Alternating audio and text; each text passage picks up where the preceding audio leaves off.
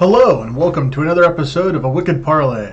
I am your host, Justin, and my fellow co-host, Rose. Evening, everybody.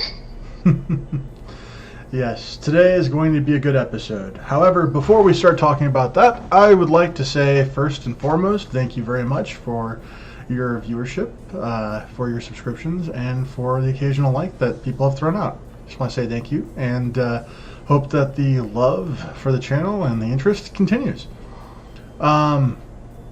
With that being said, the topic we're going to be discussing tonight may be sensitive for some viewers. And for those particular viewers, just know that, you may be triggered. So without further ado, Rose, hit it.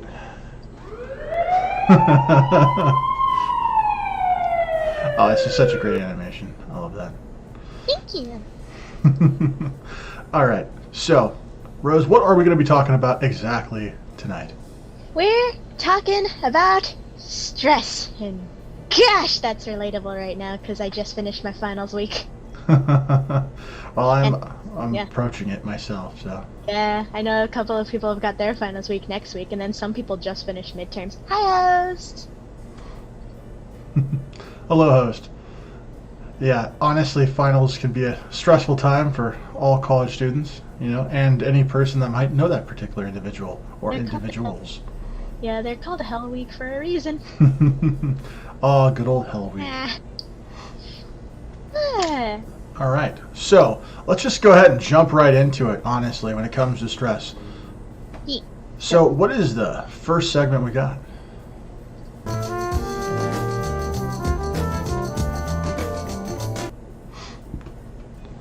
First up is our little introduction information segment. English, I cannot speak. Okay. So, let me go ahead and... No? Okay. So, first question while I work on pulling the pictures up here. Okay. What do you classify as the different levels of stress? The different levels of stress. Different levels of stress can be measured in a series of different ways. But I think that the easiest way to kind of discuss stress is kind of placing it kind of on a spectrum. When discussing various psychological disorders, often spectrums are typically used to kind of explain different levels, and I think stress should be one of those particular levels, or those particular, not levels, but particular problems that should be placed in that particular way, because some people feel intense feelings associated with stress, and while others experience a more mild or mundane form of stress, and so it can kind of meet you in all points in life. And so I guess the way in which I would approach classifying stress is, well, let's make it simple. There's the rage type of stress that exists. There is the milder, like, it's pressure you feel but you don't quite have anything to say about it necessarily. And then there's the people who experience this like pressure but say nothing, the silent types. And I think the silent type part of it in classifications is equally important and equally valid, and to note that what a person experiences and how they express it are not correlated. So just that should be very important. But I would say that if you were to imagine a scale, perhaps this might be an easier way to approach it. A 1 being very low and a 10 being very high, and you were to think of like a fluctuation of levels. People probably go from anywhere between a 3 at some point in the day if they're experiencing a lot of stress or responsibilities, to a 10 for a moment, and then maybe it dips down to like a 6 or a 7, and then maybe it goes even lower as they get further and further from that particular stressor or stressful event. How would you define stress?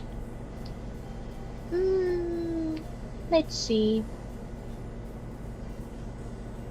For me, stress is just a thing that exists. Granted, it's just...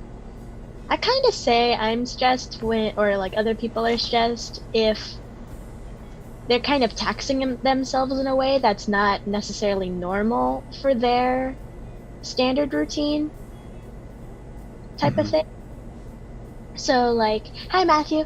So if you're sometimes people consider it being stressful if you're overworking yourself, or say you've got a big exam and you're stressing the heck out because of a cram study session or something like that. So it's just something that's kind of taxing you in a way that's not necessarily normal. I almost wonder if stress isn't inherent to just it's a quality of responsibility, and perhaps maybe intertwined with any sort of action that you feel capable of doing and or desiring to do. And so it's like you either have stress about doing it well, or whatever is intertwined with those particular thoughts. Fair. So Definitely. Like some people, they'll have the same job for weeks and months and maybe even years on end, but they're still stressed out even after it's like become a part of their daily routine. So there's some inherent aspect that's just stressful, to say the least. You don't want to see that boss that you come in and you see that boss, you're like, oh god, not you, anyone but you. I get stressed out for it, or you got a deadline. Or if you're a student who needs to take a certain class but you can't stand the prof. But that is something I have experienced many a times in my life. God.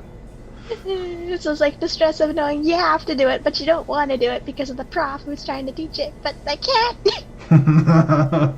And they do a terrible job too. Like that's the other thing when it comes to that, which I think is also equally stressful. It's like when you go in and you see somebody and you're like, I can do a better job than you, but for whatever reason, you're not. It's a terrible feeling. And then I'm imagining like there's those types of stresses which to people outside of your friend group it seems minor, but to you it means everything. Like there are some people I know who get absolutely stressed the heck out of their minds trying to find a birthday gift for their friends. Like it has to be the perfect one, and if they get it even slightly off, they're just cursing themselves for the next 10 minutes. Yeah, I've been guilty of that before. So, yeah, there's different levels of stress. It just depends on the situation, and it can go from, as the meme says, it's from 0 to 100 real quick. Oh yeah. All right. Well, what's the next question we got? Yeah, sure. Let me go ahead and. Oh man, she's like focusing intently on that laptop. Hello. You know something bad's gonna happen. She's like knock over her coffee onto the laptop. Oh goodness! Maybe like smash like the calculator or something,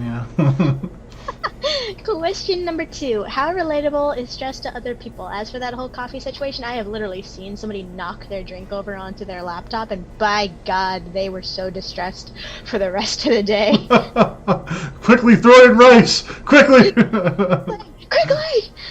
Anyway, how relatable is stress to other people? Oh my gosh. All right. So I'm gonna first of all say it's something that's probably a little bit like, edgy-ish. Okay. We haven't done stuff like that before. I know, that's fair enough. Yeah. But I think that most people, not all, but most people, usually have the same kinds of stresses in their lives. Because I think that it's inherently tied to the things that people are most passionate about. And so like I think a lot of people who are passionate about things typically find that they have a sense of wanting to make sure that that particular thing is protected or is taken good care of in some particular way, or if it's a job, it's done correctly. And so I think that those particular things are things that people find pride in. And I think that type of emotional connection is part of the issue when it comes to stress as a whole, and that's I think something that's equally relatable to all aspects of life. Uh-huh. Oh, speaking of jobs, I think I've got the perfect picture for that. This one? Oh my gosh, yeah. 100%. I mean, look at that guy he's a doctor. I mean, he is stressed out, and you don't know what he's stressed out about, but I mean, if he's a physician of some kind, he's probably got a lot of people, in his care in one way or another, and so he's probably wanting to make sure he's doing a good job. Mm-hmm. especially in that kind of work. Goodness gracious. But yeah, absolutely. A lot of it just comes to what you're passionate about. If you're passionate about it, you want to do it correctly. Yes. People are their own worst critics, and that comes with a lot of stress. Yes, it does. Yes, it does. Also, I think that stress, more often than not, when it comes to most people, they create the stress. It's not necessarily inherently tied to any one particular behavior or like action necessarily. Mm-hmm. I think it's more often than not, it's a series of actions or a combination of things that create the stress in the first place. Yeah, more than likely. Yeah. I've seen people completely stress out, but they act like they're completely fine, and then it just keeps building and building and building until it explodes. And gosh, that's not pretty. No, it's not. I knew somebody like that. Oh yeah? Oh yeah. Oh yeah. Ooh. Oh, speaking of expressing stress to where it's not pretty, that's just an extreme example, but that actually goes into the next question here. Oh, okay. Let me do... Oh, poor woman. Oh my gosh. Well, this person, they're drinking, they're smoking, they got a bunch of papers all over the place, laptop, holding their head. I mean, this is not a good day. No, this is not a good day. We did not catch them in their best. Nope. Alright. What are some of the many ways that people express stress? Oh my gosh. There are so many ways. Oh yeah? Oh yeah. I mean, like, so stress can be... So one of the things that's kind of important to understand about stress is that stress is often talked about in a negative light, and so it has this connotation of being a bad thing. But in some ways, stress can actually be a good thing. I think stress creeps over into the negative if it's something that is enduring, something that is continuing for a long period of time. But small bursts of stress can actually motivate or give a person a reason to do something that typically causes them to excel in an unexpected way in a specific area. And I think exams on finals week is an excellent example of that. But one of the things that people do when it comes to expressing themselves, why there's a difference, has to do primarily with the fact that some people are physical, some people are, internal, some people require a distraction. So I think it's a different way in which those people express stress. So I think for the people who are more physical, those are the people you see getting angry. Those are the people that kind of like maybe they go home and they have like a punching bag and they just they would light up the punching bag a few times. Then there's the people whom are, I would say, the more passive individuals. Those people express stress extremely differently. They probably internalize and bottle up a lot of their particular stresses and emotions, and probably have a specific individual that they vent their stress to. And that venting of stress can be a way in which they're expressing the particular stress. There's also people that I've come across that have found very creative solutions for how they express their stress in ways that are, I would say, very good.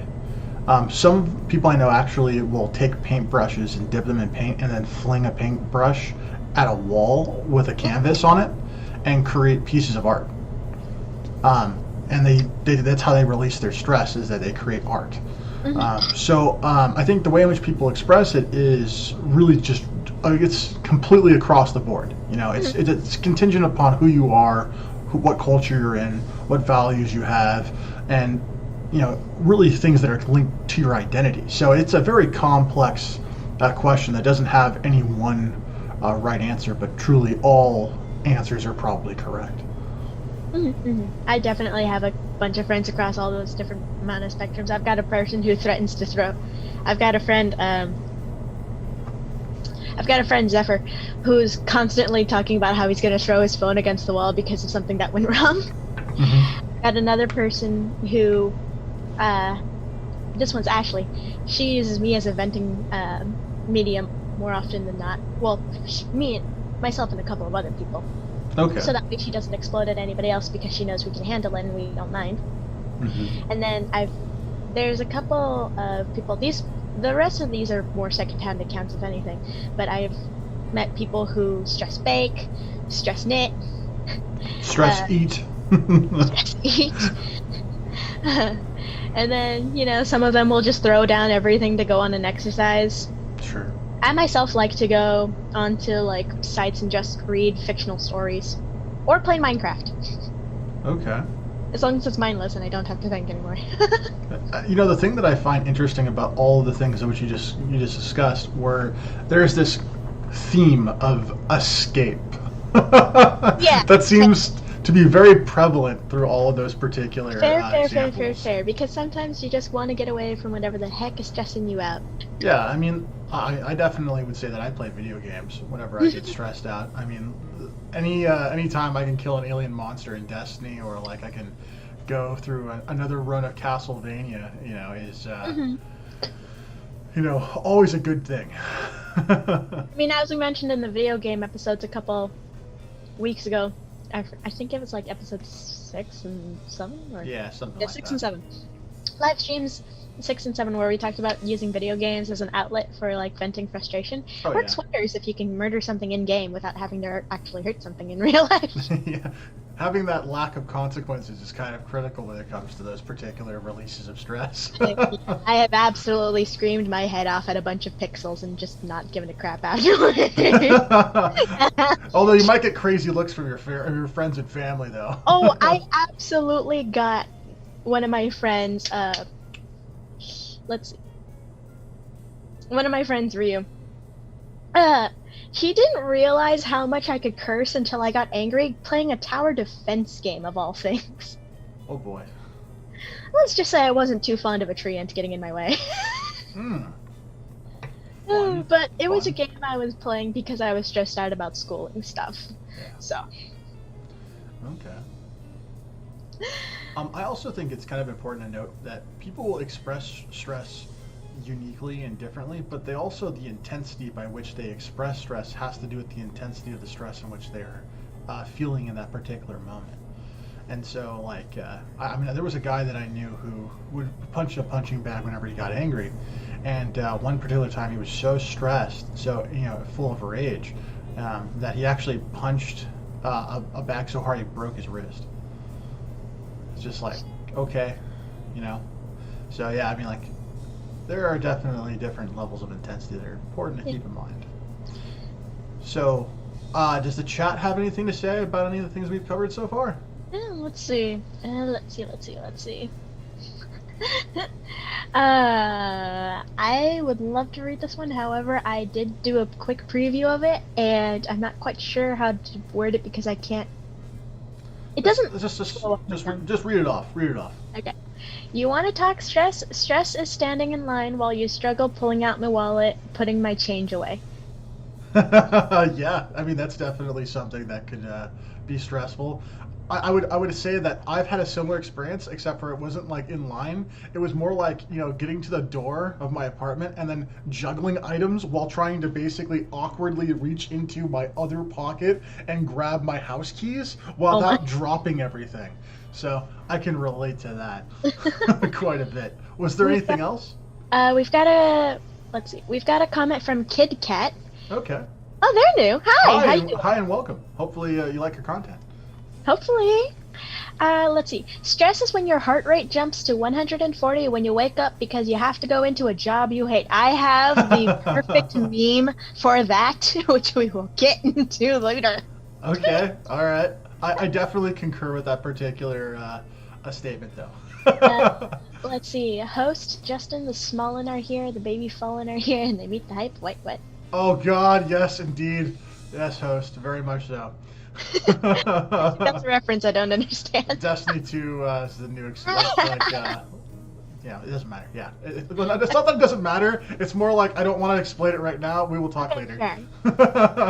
So we're actually going to move on to the next section here, but we've actually got an informational video that we referenced a few things that they talked about earlier, but this one actually describes it pretty well in detail. It's a TED Talk, so yeah. And also, just to be a little fair note, it's a little bit long of a clip, so like it's like I think we're taking about 3 minutes of it, give or take.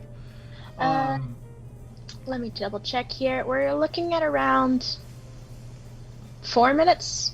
Oh, okay. So it's like around 4 minutes. So if you guys don't want to watch this, which I would respect 100%, then you can just maybe walk away for a minute or something like that, or I guess you could leave the thing, but I would dislike that. I mean, but I would understand. It's free of choice, of course. We would absolutely. But this is super helpful, very informative, and I think it was worthwhile. It was a good find, and so I'd like to share it with you guys. And again, all pictures, all YouTube videos are going to be in the description once the live stream is over, as long as the thing finishes processing on time. Yeah. And also, if you guys have any questions, or comments about the video we're about to watch, feel free to throw it in the chat, and we'll get to it after the video. Just a quick one before I throw up the video. Okay. The small and matter. They always matter. Indeed. Nope, that is not the picture. We, interestingly enough, I got hit with a minor copyright situation. So we're going to have to probably blink out the video a little bit for the recording. So sorry for that for people who are going to be watching this after the live stream. But there will be a link if you guys care to watch it. But for the people who got to see it, what do you guys think? Let's see.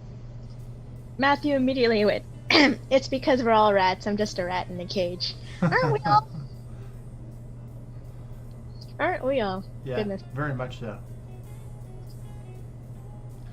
So, I can't see the chat, so I'm going to assume that you're on top of it. Yeah, the Okay. last one's just that rat thing. Alright, so on to the next set of stuff to do. Right, I forgot I put that as the first picture of the new segment. Oh, Yeah.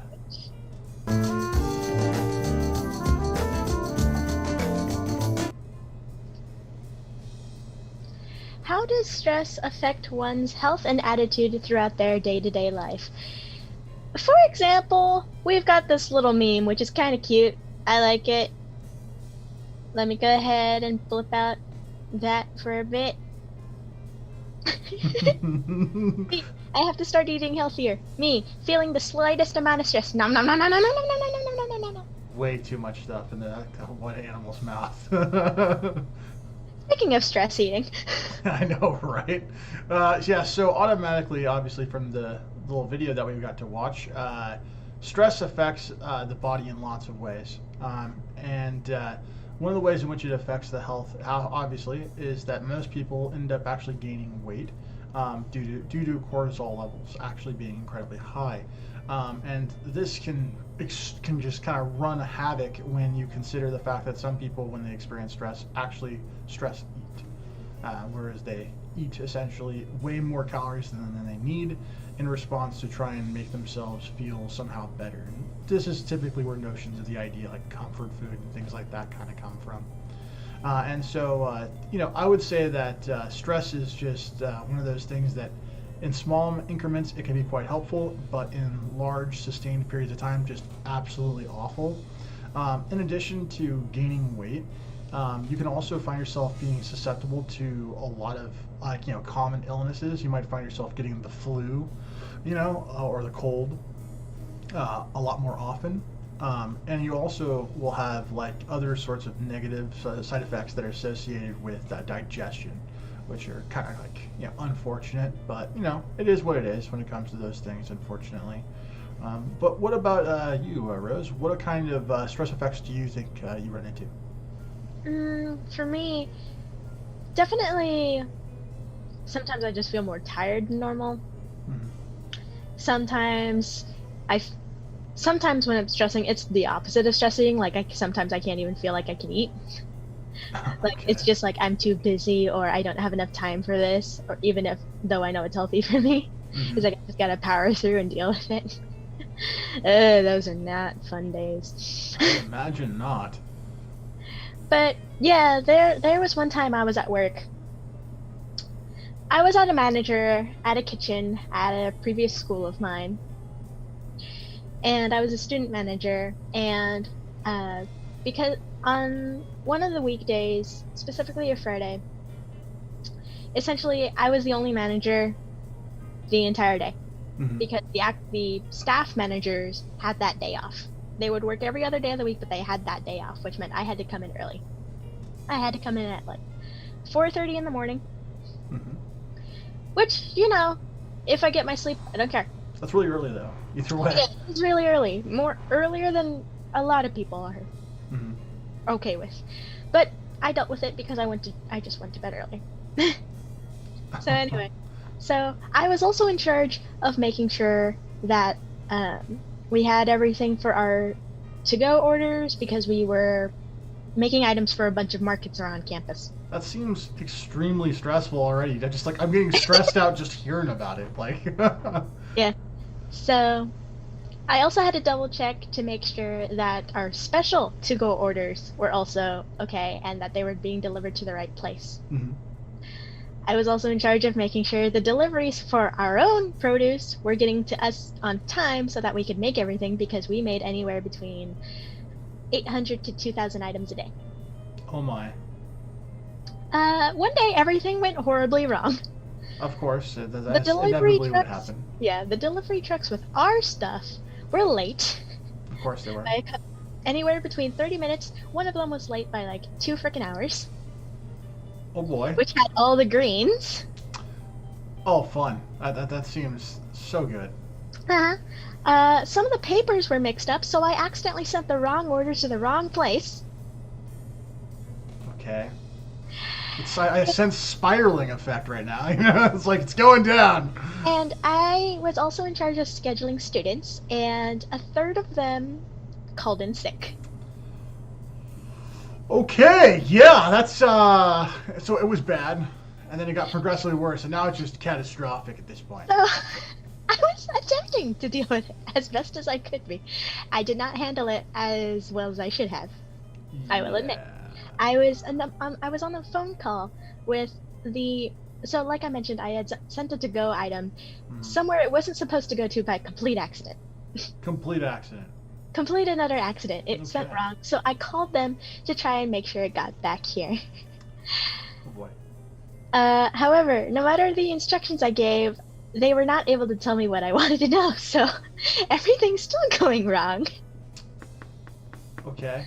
So so we ended the day, everything worked out for the best. I stayed a couple of extra hours because I didn't have class that day, thank goodness. No, wait, I did have class. No. I got to call in a couple of other students who did not mind being called in for extra hours. Okay. But that still sounds like stressful, so you're there more time than you were wanting to be. And So, okay. the following Monday or so, when I'm back on my shift and the actual managers are here, they called me into the office, Oh boy. telling me that apparently the person I had talked to had... I don't remember what exactly I said. I don't even think I said anything. I think it was the way I was talking because I was extremely tired of everything going wrong at that point on the Friday. Uh-huh. Apparently I had offended the other person. Which, whoops. Shocking. So, they ended up talking to their boss, who talked to my boss, i.e. the staff managers. They wanted me to apologize. I just kind of did it because I wanted to go back to work. Makes sense. But everything was fine. I ended up talking to the person. I didn't even talk to the person, to be honest. I talked to their boss. Mm-hmm. I ended up talking to their boss. Everything was completely fine. He actually didn't understand how the heck I could have offended someone, but you know what? Whatever. Sure. But yeah, that is one example of how stress can potentially affect your attitude, and that happened really quickly too. Like, I was perfectly fine as soon as I got in, but as like 2 hours had passed and everything just went to crap. Well, that's the way it goes sometimes, unfortunately. Let's see. So we have any comments? We've got a couple of comments, Okay. mostly about the little hamster gerbil. Okay. Looks like he enjoys a snack from Matthew. Okay. Host, the eyes say he wants more. The eyes, yes. Matthew, the ears say back the fuck back. Ooh, Kit Kat. What are some healthy ways to handle stress that don't involve food, exercise, or meditation? That might actually be one of our questions. Oh, it's one of our questions for later, but if you want to, we can get into a little bit on it now. Well, let's wait, if that's okay. That's okay. We've got some other comments from the chat too. Okay. Host, I suggest to take up a hobby. I'm trying my hand at origami right now. Yeah, I know you do. What? It's actually quite pretty. Huh? Origami is pretty. Yes, very much so. I like it. I've got this little thing that my friend made me, and Mhm. it's literally an origami ball, but with an origami cube inside, and I'm like, how? Let's see. Matthew, the ears say back the freak back, otherwise you're getting a wild mate. What the? Show me your war face, hamster face. Oh my gosh, no hamster or Let's fish. see. That's no, that's a pass. It's a hard pass. Origami is wild. Ever try bowling? Ooh, bowling's fun. You get to hit stuff. Yeah, hurl a ball down a lane and hit a whole bunch of pins. Mm-hmm. What could go wrong? I think everybody's gonna recognize the next meme here. Okay. It's like, oh. Or, okay, maybe not everybody, but we it's a good get rid of transition. the Yeah, so let me get rid of that, and let me get rid of that so everybody can see it. This might be familiar to a couple people. Works a job I hate just so I can afford to buy alcohol to deal with the job I hate. The And like circle of life. Very much like the quotes. It's just a vicious Oh, it's cycle so funny. That is just so funny there. Yeah. and sad at the same time, because you know that there's someone out there who can relate to this in a very significant way that I pity, and I hope that they get help. But yeah, our question 5 here is actually, how does stress affect the performance of one's duties in the home and the workplace? Okay. How about you take this one first? Okay. My story was in the workplace, so Yeah, that's why I was thinking, why don't you take it first? yeah, sure. So it depends. Like we mentioned before, some stress is a good thing, some stress is a bad thing. It depends on the amount of stress. A good example for me would be if we're kind of stressed to get orders done in a timely manner, because we don't just package them and that was it. We had to deliver them too, which meant we had to get the food packaged and to the delivery drivers in order to get through it. And if I was stressed, I worked way quicker because I knew I had a deadline. Makes sense. So that's one of the good examples. The bad examples is you can sometimes snap, like in my story before, even if it doesn't speak. Huh? You could have had both sides of it in your story. Yeah. So it's just, but my workplace was pretty fun, but it was just like, it had good stress and it had bad stress. Sometimes you work faster, sometimes you just want to snap and hit something. I see. Yeah. Well, when it comes down to it, do you think that you could learn anything? Like, was there anything that like jumped out at you that you feel like, oh, in this situation I could have done this, which would have made it better? After the fact, yeah, I did take everything into consideration. It's like I could have had a better attitude to like avoid offending a person, but it's essentially just whatever the heck life was throwing at me. I should have been better prepared to handle the thing, which I'm better at handling now, because I think that particular time, it was one of the first times that something had gone so darn terribly in the first 2 hours of any of my shifts. So it was like I knew things could go wrong during work. I just didn't realize how wrong it could get until that day. Well, it looks like you were able to grow as a person, and that was a good thing. Yeah, so good and bad sides to stress. Well, I think stress, for the most part, affects performance more negatively than I think positively. If I'm going to be, honest with myself and about it, because I think that the first thing that you might think about is that it creates a distracting element. So if you're distracted, how can you be working your absolute best? Are you really working at peak performance when you're thinking about a deadline? I'm not so sure you are. I think that as much as it can encourage someone to do something and it can maybe help prevent procrastination in some ways, um, then perhaps in that way it might actually cause you to do work better, do it faster. But I also could easily see the inverse of it as well, where you have a deadline coming up, and maybe you are a person who procrastinates, and you let that stress from that deadline as it gets closer and closer start to eat at you, and so maybe you feel depressed, maybe you withdraw, maybe you do a whole bunch of things that are potentially negatives. Fair. Well, it just kind of depends, doesn't it?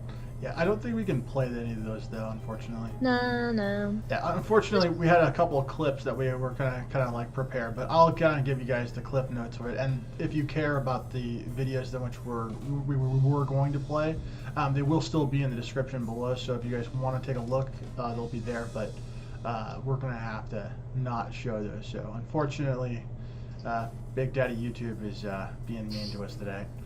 At least it's the first time that's happened. Yeah, but it just shows that it happens, so. Yeah, it happens. But yeah, the links will be in the description below, and we will also be including the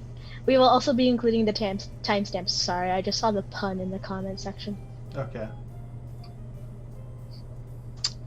All right. Next question, right? Yeah. How does stress affect one's relationships? Okay. Lots of ways. First, stress can be off-put on people that you care about. So whether it be a friend, or like a girlfriend, or a boyfriend, or a partner of some kind, you can offload those particular pressures and stresses onto them, and that can damage the relationship in a whole bunch of different ways. I like to think of stress in a relationship kind of like someone having a whole bunch of plates, and then what ends up happening is that person drops those plates and they break, and a bunch of pieces kind of go all over the place. Oh no. And I feel like that's kind of what happens when it comes to like stress in any relationship. And so it's kind of like, what do you do to fit everything back into place? Well, if you have a giant stress bomb go off, you might have a very hard time putting all those pieces back together.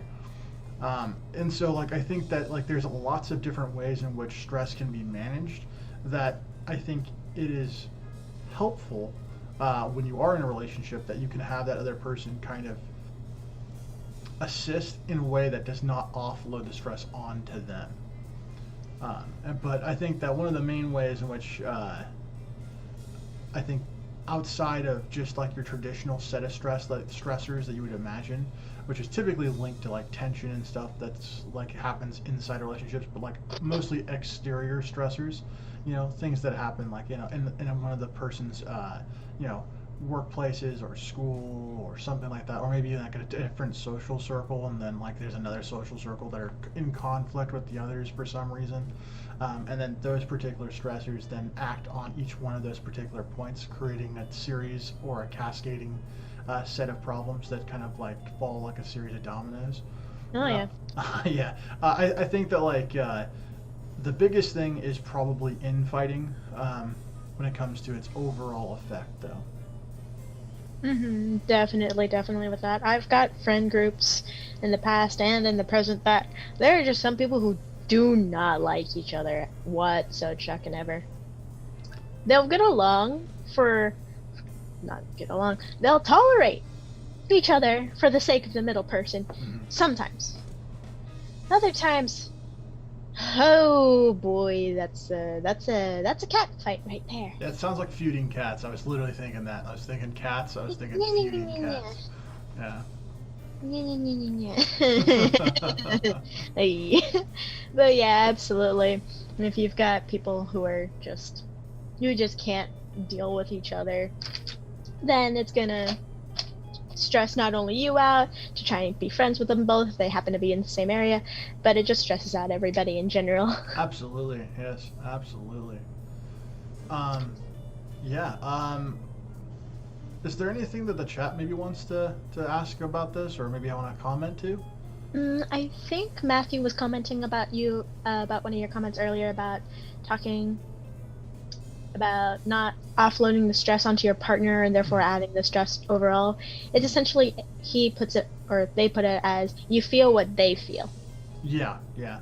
Well, I would imagine it depends on how close the relationship is, but if you know someone for a really long time, or maybe they're like a girlfriend or a spouse, there's a unspoken bond that I'm sure that people are aware of that are in those kind of relationships, and so definitely the imparting of feelings can happen because of a whole bunch of factors, some that can be explained and some that are just like nonverbal cues, which can kind of signal about another previous episode that we talked about.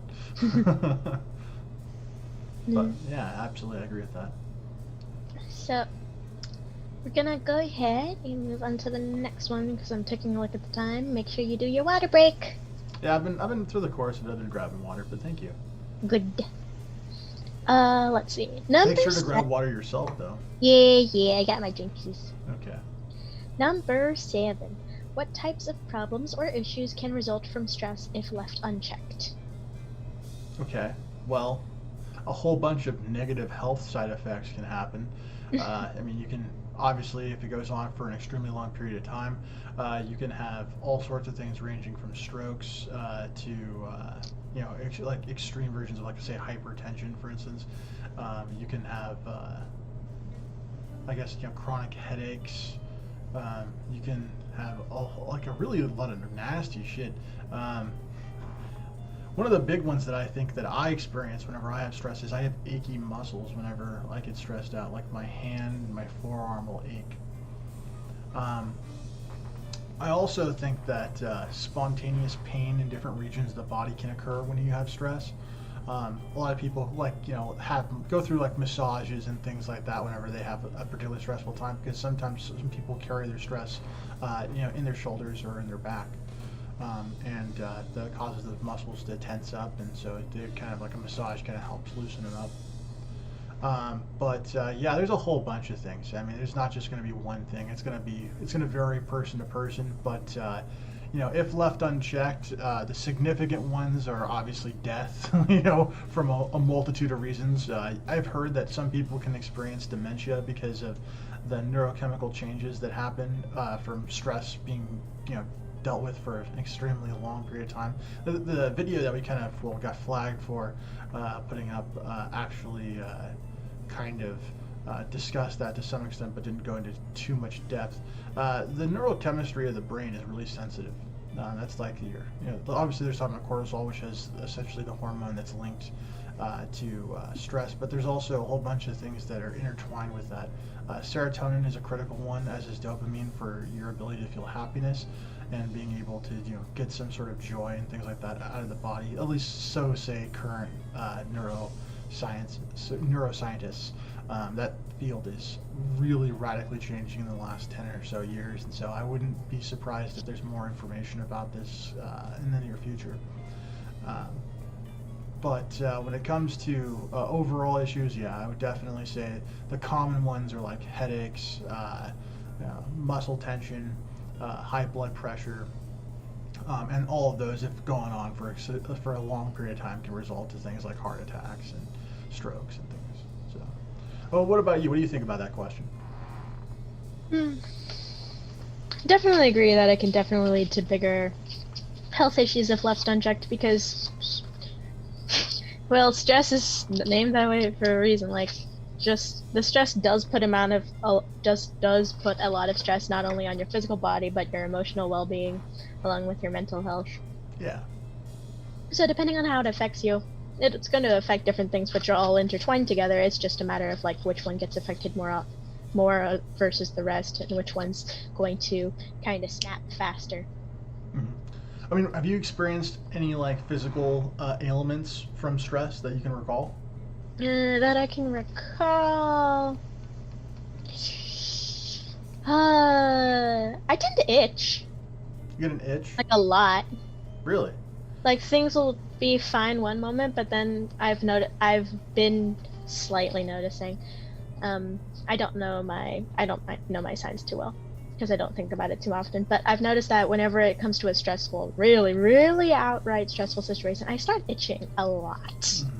it's not like just a like second scratch or two. It itches for about for a couple hours. Oh my. Yeah, that's quite And a it's long just time. like, okay, I need to figure out what the heck is causing this to me. Come on, where is it? Whenever I get stressed out, one of the things that I didn't mention that I just was your itch for whatever reason triggered my memory. I actually break out. I get acne, pretty rough actually on my face and sometimes on my forearm. And I know some people actively sweat a lot when they get stressed out. Like they sweat way more than normal because of that particular thing.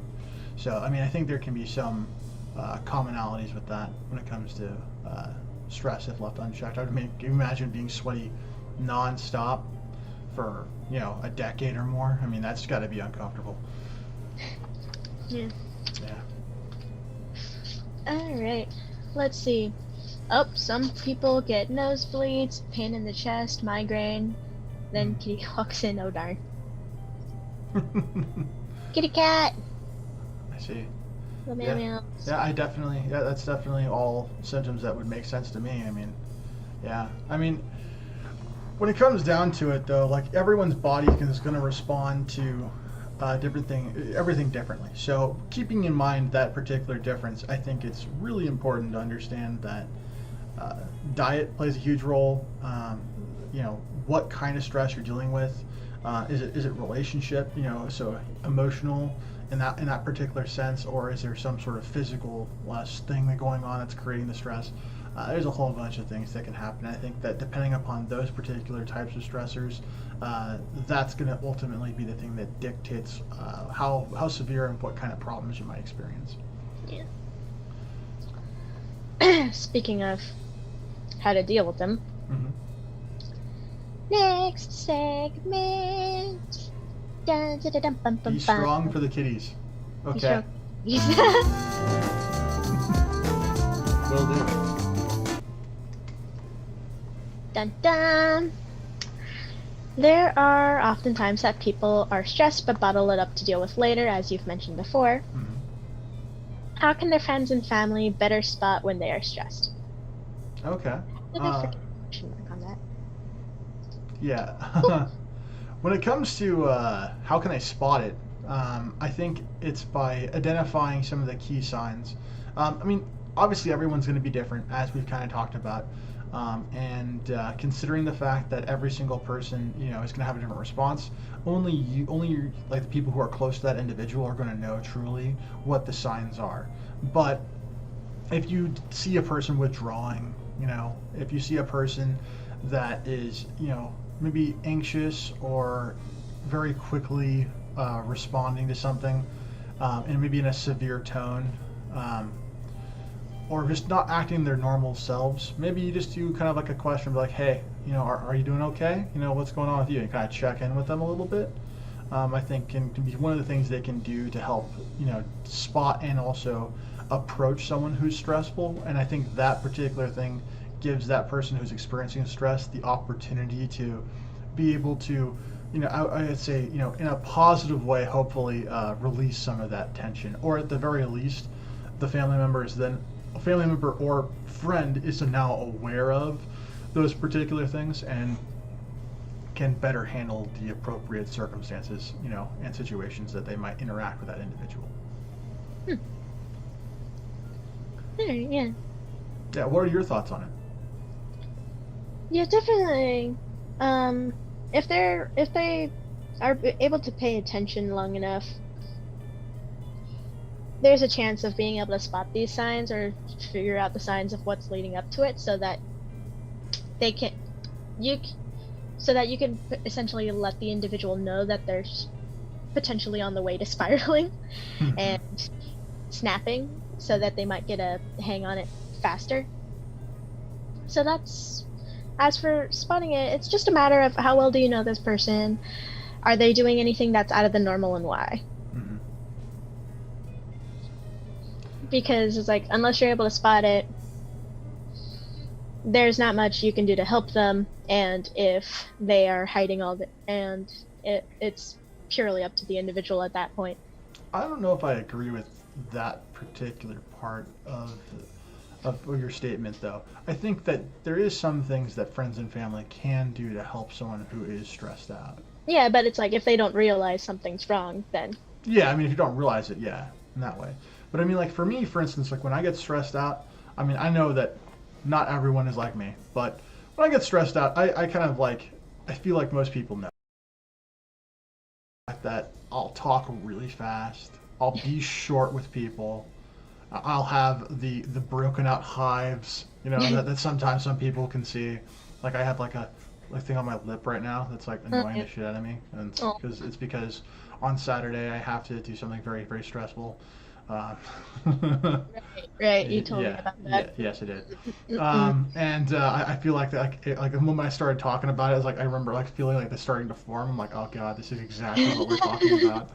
Um, so I mean, like I feel like it's very easy to kind of pick up on it. I think also there's body language that we could kind of discuss a little bit when it comes to stress that I think is critical to this particular question.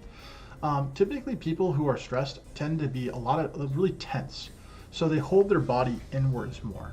You know, you could think of it almost like a fighter stance, but instead of it like with clenched fists, they're going to be more like rigid with their approach. They're not like if you ever saw someone kind of sit down in a crowd and they're like sitting next to two people who are like, let's say, fluffy individuals, and they're not like family members or friends. They're just like at a movie theater and they're like, I got the unfortunate last seat and like I'm now behind like next to these two people who for whatever reason left a seat here. That kind of look sometimes. That look can be is mirrored in some ways in some circumstances when a person is stressed. It's that kind of tension that I feel like is I think relatable to some people, and you can kind of spot for. When it comes to approaching someone who's stressed, I think acknowledging the fact that they're stressed is the most important thing. Let them know that they're seen, that their problem, is not something that they have to necessarily fight on their own. And if they have a problem or an issue, they're not alone necessarily. So creating that kind of like, support and being able to kind of reach out can sometimes be enough for someone to be able to then realize, okay, I'm stressed because now someone else has shown this to me. Maybe they didn't even realize they were stressed at the time. Maybe they were just one of those quiet people that kind of internalize things, and you caught them before they exploded. Yeah. And by doing that particular thing, perhaps you can then go about their day in a way that makes them a little more aware of their own particular emotional feelings in the moment, and it also allows them the opportunity to once again release those particular stresses. So Yeah. to me, that's my 2 cents when it comes to this particular question. I hope that was kind of helpful and informative. And if anyone in the chat has anything to say about this, I'd love to hear about it.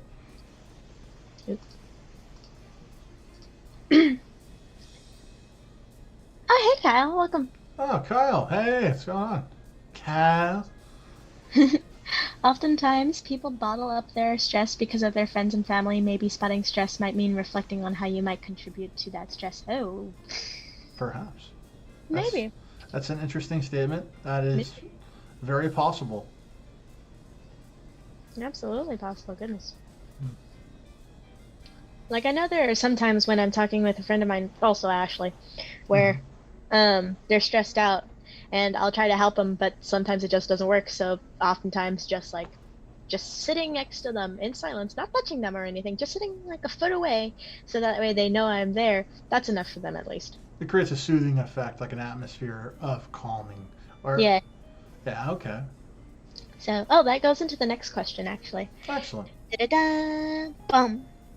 How are friends and family able to help individuals manage their stress? Like we mentioned before, it's for some people, pointing it out's enough so they can get on the right track. And like with my story, just being in the same room, don't even need to talk, don't need to say anything, don't need to like give hugs or anything like that. Just sometimes presence is enough. But yeah, there are some times where, like what Kyle mentioned, just sometimes even reflecting on how you might be able to help them by potentially changing your own routine to like help cause a less stressful situation might be one way. Yeah, that's definitely something I agree with. I also would say this too, and although I'll give it a kind of an analogy of sorts, but if someone was upset and I knew this particular person was experiencing a severe level of stress. I would offer them an activity that would give them the chance to release that stress in a way that is non-harmful. Perhaps maybe I take the person to a batting cage or go to a driving range, where they can use something physical to vent their frustration. If they're an emotional individual, then perhaps I would help guide them through a meditation or help them through maybe just talking out their particular problem and using that as a way to try and reach them. Yeah, absolutely. I think one of the most important elements of dealing with stress is being able to acknowledge it in a way that doesn't recreate the stressor. So when you think about what's causing your stress, don't recreate the circumstance that created the stress in the first place. Acknowledge it and find a way to either move past it or solve it or deal with it in a way that is healthy. I mean, even if it means, going into a bedroom and beating the living shit out of a pillow, so be it. If that's what you got to do because you're so angry or you're so stressed out. I mean, I think anger and stress can be intertwined quite a bit. At least they are for me. Maybe I'm imposing this notion a little bit on everybody, and I apologize if that's the case. But I've also seen lots of people who experience stress definitely have bouts of rage. What about you? How would you help friends or family manage their stress? The first step is acknowledgement. See if they want or even would appreciate the help, because some people just want to be alone. They don't want to be near anybody because they might snap. That's a very conscientious person. Yeah.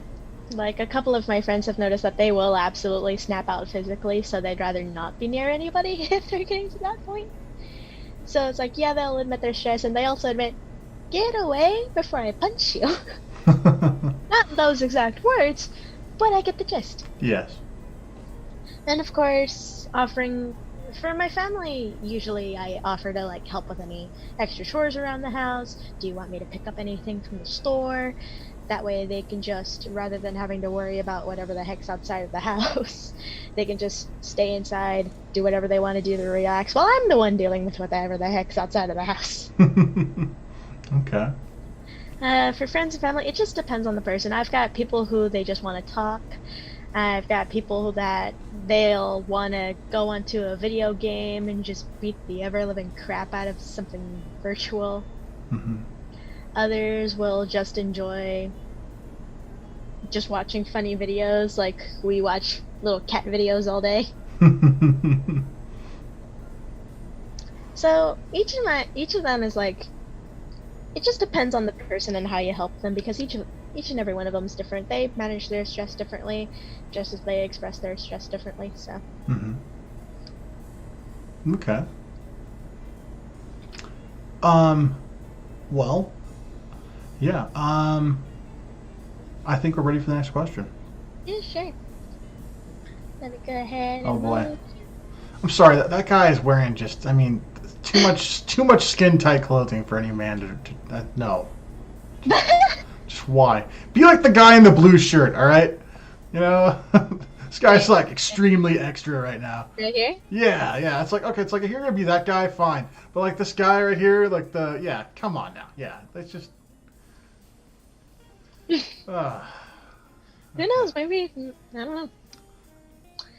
But yeah, next question. What are some ways to get a better handle on one's stress and how it affects their life? This is more akin to Kid Cat's question from earlier. Yes. What are some ways to deal with stress that don't involve, that don't involve food, exercise, or meditation? Okay, bad picture for this particular question if we're relating it to Kid Cat, but... Yeah.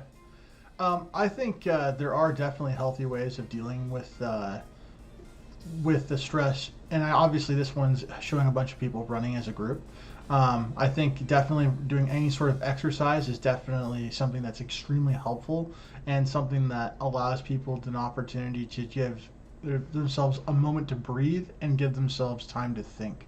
Because sometimes by giving that moment of thinking, it allows for a clarity that is otherwise not afforded to them, and that clarity can, in itself, be a release of stress. And so I think that when we talk about this particular question, the better handling of stress, it's by approaching every single stressor that you can actively deal with in the most positive, least harmful way, which I think is probably like, oh, that's common sense, but I think a lot of people don't realize that little tiny stressors, like the things that people aren't even really considering, are often extremely damning to a person's life. I mean, there are so many little things. Like you go to the grocery store, right? And you get to the end of the line, you get the checkout or whatever. Maybe you're loading your groceries into the car, and you're like, I missed an item. Now I have to go back in the store. Well, that's a minor stress. But if you let something like that add up, and you just let them build up throughout the course of the day, well, you got yourself a grand, giant, stressful problem that has no direct way to being able to solve. So, being able to forgive yourself and being able to, look at a particular stressful situation or even a set of stressful situations, and being able to kind of acknowledge them when you can and afford yourself the ability to have clarity can be extremely helpful. So like meditation, I think, is one way of dealing with one of those types of particular stressors, especially if you have a whole bunch of little things. Being able to kind of meditate, unwind, work yourself through all the different problems that are going on, those particular things I think are incredibly helpful. I know some of my friends, if we're trying to avoid the food, exercise, meditation, I know just some people just straight up listen to music. They don't do anything. They just sit down, not really thinking, just listen to music and just lose themselves in it. I mean, I guess that's a type of meditation without really thinking about it like that, but like sometimes they just want to lose themselves in their music, whether that's sing-along, karaoke, or even just blasting it on full volume and letting it go. Hopefully not in the car, because there are some laws. In some cities there are some laws about that, I think. Yeah. But there are some people who absolutely listen to music. We've got a great video for music. Again, not quite sure if we're able to play it because... I say play it. You say play it? I say play it, only 30 seconds or less of it, though. Okay.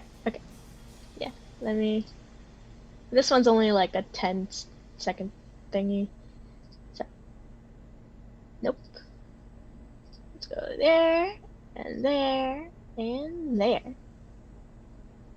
This one's Instant Relief from Stress and Anxiety from Sleep Easy Relax, Keith Smith's channel. This is something that I honestly I use to de-stress. So whenever I get particularly stressed out, I'll throw this on, either on my phone and listen to some AirPods or something like that, or I'll have it on when I go to bed. It's absolutely lovely, in my opinion. Yes.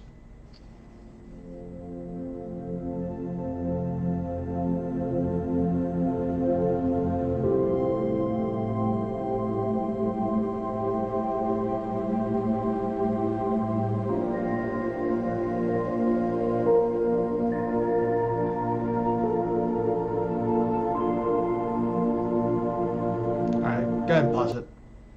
Yeah, I think it's the general gist of what it is we're trying to say. Yeah, honestly, I think being able to meditate, or being able to kind of focus one's mind on specific things, I think is an incredibly important thing to be able to do.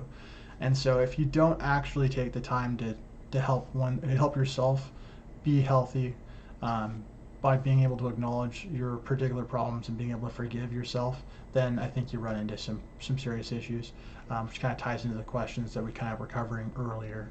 But I think that this particular question in and of itself is kind of important as a way of, you only get one life. And if you aren't able to deal with the problems that are present in your one life, then that quality of that life may suffer. And I wouldn't want anyone to have, regrets or suffer unnecessarily. So I would say and very much encourage you, do your best to be aware of the things that stress you out and do something about them. So do we have questions? You look like Uh, you have questions. yeah, this is actually a good transition point because we do have one theory in the chat. Okay. So the rest of our questions for the rest of the live stream are more about specific ways to handle stress. Mm-hmm. Kyle's got a mentions an interesting theory. Um, there's an interesting theory by psychologist Marshall Rosenberg. I hope I pronounced that You right. did. Yay! That claims anger is caused by people being unaware of their needs. Maybe stress causes anger that way, such as the stressor leading to stress, leading to the inability to know one's needs, leading to anger, leading to more stress and stressors, Mm-hmm. and so on and so forth. Yeah, I'm factually familiar with that, and I very much agree with it. Um, I definitely think that being aware of yourself, being aware of the things in which you need to conduct a healthy life is very much critical to your overall success and your overall health. And that particular theory, I think, is an accurate one. Because I definitely think that if you're unaware of those particular problems, you're more likely to run into issues. Oh my. Just trying to put the thing up here. Okay, sure. We're putting the question up, sorry. Yep. But yeah, if you're not able to, you know, actually, was it Marshall Rosenberg who did that? I thought it was somebody else. Might be somebody. No, it's not. I know what it is. It is exactly that person. This thing not letting me. Yeah, no, absolutely though. Like if you're unaware of your particular problems, then you're more likely to make more mistakes. More mistakes create more stress. More stress creates more problems, and then it kind of creates a spiraling effect, as we've kind of alluded to a few times before. And so, yeah, stressor, stress, inability to know one's needs, anger, more stress, and stressors. Yep, it creates a cycle effect that repeats itself until you break the cycle. And the way you break the cycle is becoming aware of the things that are creating the stress in the first place and then actively doing something about it. So in the case of like the person who works the job that they hate, you know, to buy alcohol to deal with the job they hate, then maybe they stop working the job they hate, and which causes them to stop buying the alcohol, and maybe that can then break their cycle. I don't advocate necessarily for quitting your job and leaving everything, but I also think that your health and your mental, physical, all of it matters more than money. Because at the end of the day, you can't buy more lives. This isn't a video game. So life is finite. We all are born and we all will die someday. And so make sure that you live a good life. Mm-hmm. All right. So time for the last 3 questions of our live stream tonight, talking about specific things which are said to help with stress. One of them is supposedly a little stress ball. Oh my. So, do stress balls and other such devices actually work? I'm gonna go with this very, very clearly. I'm gonna say this 100%. No. Okay. Oh. No, they do not. Automatic not. No. For me, they don't. I'm not gonna say they don't work for everybody. All right, because I'm not everybody. But I'll say for me, they absolutely do not. Because most of the time, stress balls really only make me feel slightly better in the moment, a little bit from something that's a minor stress. If it's a stress to the point where it's going to actively affect the way I live and conduct my life, a stress ball is just going to piss me off like more. Like it's just going to make me like angry, and like I'm not going to be pleased in any way, shape, or form. Although if anyone cares, like want to leave a comment or like say something in the chat, if stress balls work for you, then let us know. But for me, it's a hard no. A stress ball is just one of those things that I feel like people offer, and it's like an olive branch. I think on the best day and on the worst situation, it's patronizing. No. So I don't know. That's my take. What's your take, Rose? For me, it depends on the actual stressful situation. Yeah, I can agree. Like sometimes I just need to throw something at the wall or like squish something until it, pops. Okay. And that's where stress balls come in handy because I can just toss those at a wall. So toss it. so for you, they work. A little bit, yeah. Okay. Sometimes I just want to squish it. Okay. Especially if it's not like one of those stretch balls, but it's like one of those kind of gel ones that squish around, Hmm. and then it just kind of distracts me with all the colors that I get. Okay. Oh, there was this one accidental time where I actually like, popped the thing, and that led to a cleanup. Oops. Oh my god. Okay. But so for a stress ball for you, it's a distraction. Yeah. So much like a video game would be a distraction, the stress ball is a distraction. Yes. Oh, that's interesting. Yeah. So sometimes it works for me if it's distracting enough. Like if it was a smiley face, Hmm. I don't know. But if it was something like with Wilson. if it was something like a couple of if it like had a squeaker in the middle, I've got a plush that Yeah. has a squeaker that I will cuddle when I'm stressed sometimes, and then I'll squeak it. You cuddle it and you're just like squeak, squeak, squeak, squeak, squeak. Squeak, squeak, squeak, squeak, squeak. Oh my gosh. The amount of squeaks is how much stress I'm under. Oh my god. That's Granted, sometimes I do just like the plushie and accidentally and minorly scaring my friends and classmates. that's great. Because it Okay. just looks like a plushie. They don't think that it has a squeaker until, I squeak it. Okay. Fair enough. All right. What's the next question? Yeah. So, I unfortunately do not have a matching picture for this. Okay. Well, it's okay. Does talk therapy help an individual manage their stress?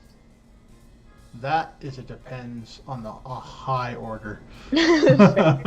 Fair. Yeah, I would say that there are individuals that I've encountered in my life that I think talk therapy definitely helps in the management of their stress. All right, like in that particular way, yes, in some way, some people. But I also think that a lot of other people run into issues when it comes to stress that a therapist is just not prepared or able to even do anything about, especially when it's a whole bunch of minor stressors. Hmm. The therapist, might come from a good intentions and might be wanting to help in some way. But I think there's a very strong chance that a therapist that is going to try and help manage someone's stress is going to be more likely to teach that individual a series of stress management techniques, and then they're going to hopefully have that person, use those techniques. But I think what ends up happening most of the time from other people that I've kind of talked to who've kind of seen therapists because of stress, they get there, they talk to the therapist about their particular problems. In the moment, they feel better as they're walking out the door. But then, like an hour or two later, when another stressor or stressful situation unfolds, they don't understand how to use those tools because they feel like, oh, the therapist already did this for me, so I don't need to have anything. And then I'll just wait till the next time I see that particular therapist, and then I'll just explain it again, and then I'll be better. But like, that's not a healthy way to cope with your stress. That's just offloading it onto another individual. So that's the reason why I say it depends, because it is entirely contingent upon who the therapist is that you're talking to, how well they're able to communicate the ability to deal with stress, and also being able to give and impart knowledge based on techniques of stress management, and also the individual who is supposed to be applying and learning these techniques. So that's my opinion of it. What about you? Have you heard anything about this? Okay, so I do need a refresher. Correct me if I'm wrong, but talk therapy is just you kind of go in and just talk through your problems and stuff like that? Psychotherapy is basically talk therapy, and talk therapy can essentially discuss anything that an individual wants to talk about.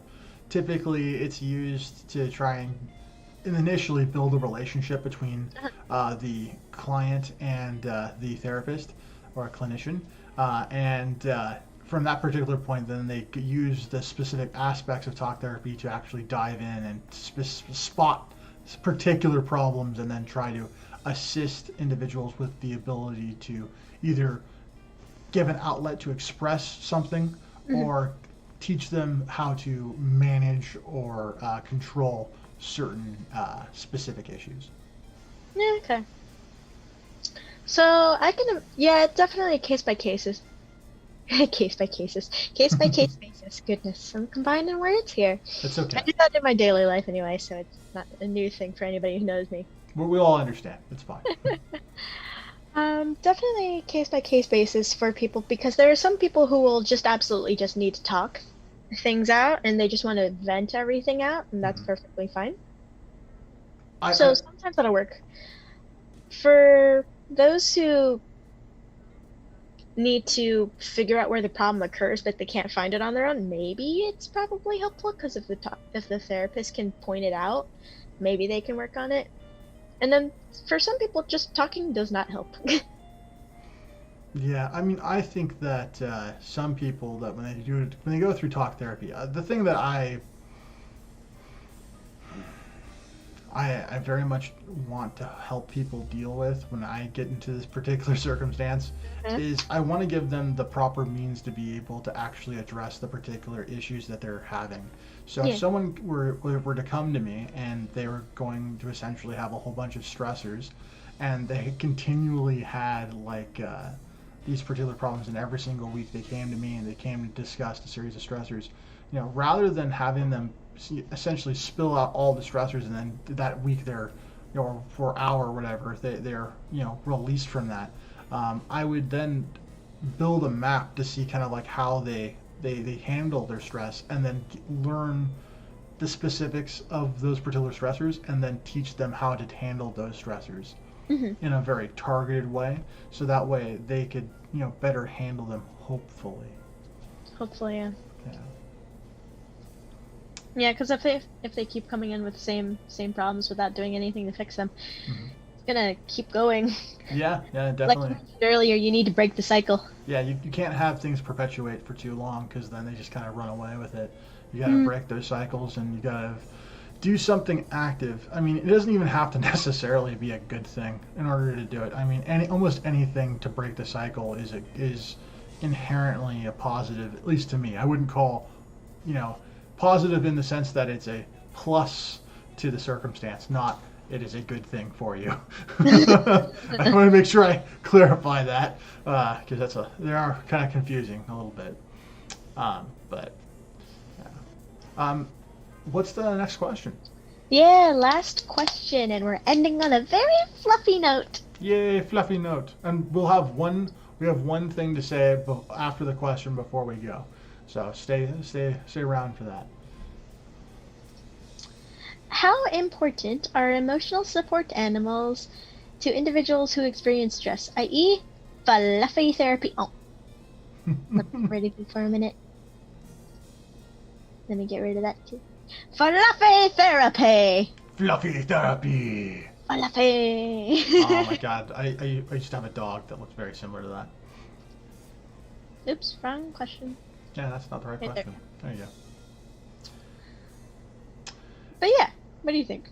I think they're incredibly useful. I'll be honest. I think animals have a way of imparting or allowing for some stresses, especially minor stresses that build up, to just kind of be able to be released.